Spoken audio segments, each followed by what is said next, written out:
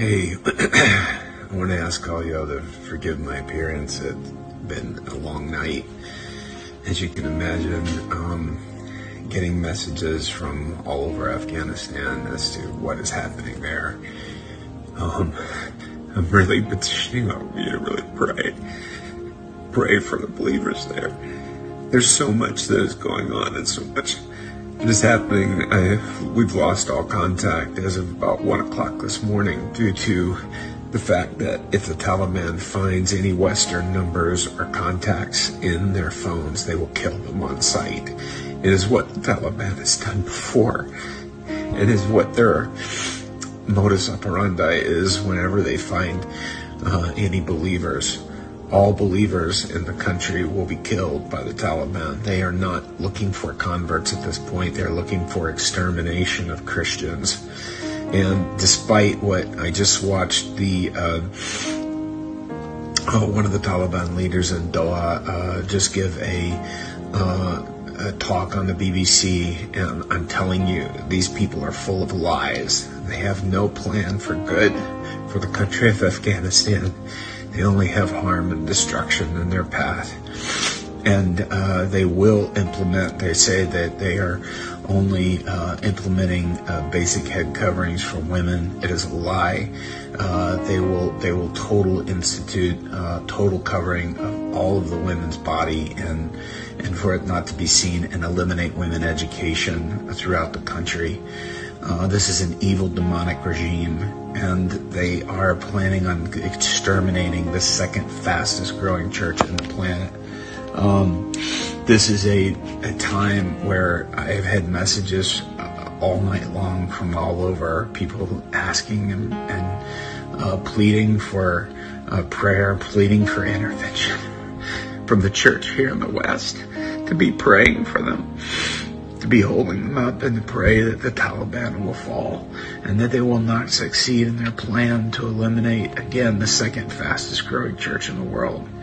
I want to ask all of you to please ask your churches, every prayer group you know, share my post that we put on. I'm pleading with you to pray, and we saw it happen in Bamiyan as we petitioned for people to pray that the Taliban would not enter Bamiyan.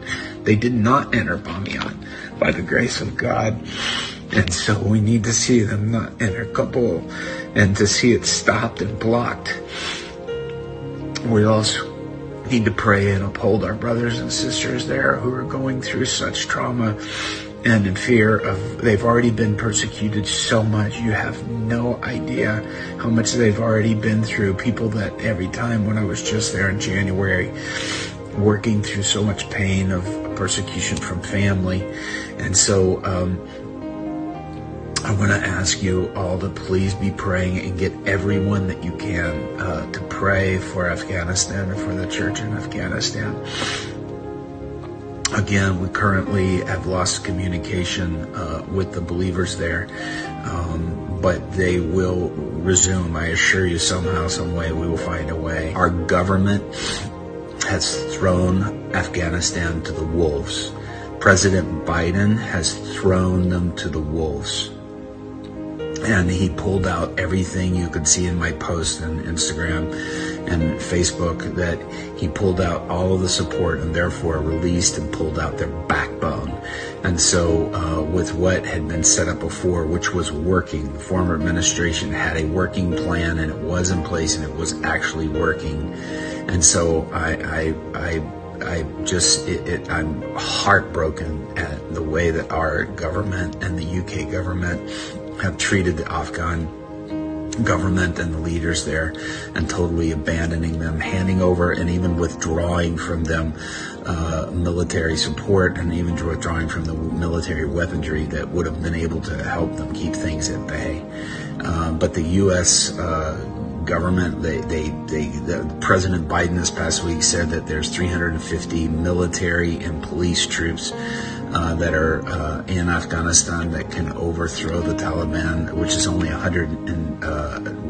only 75,000 in armed forces. Why they are caving, nobody totally knows, but I can tell you this, that without U.S. or U.K. support, without the NATO support, it's going to feel like complete abandonment to them. And I think that's the reason why that so many places are caving and surrendering.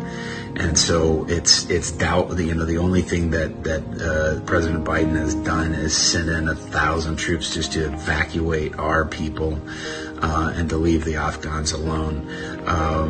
This is a tragedy, and so I want to petition you to pray for the underground church in Afghanistan. Pray that they be strong. They're showing immense strength.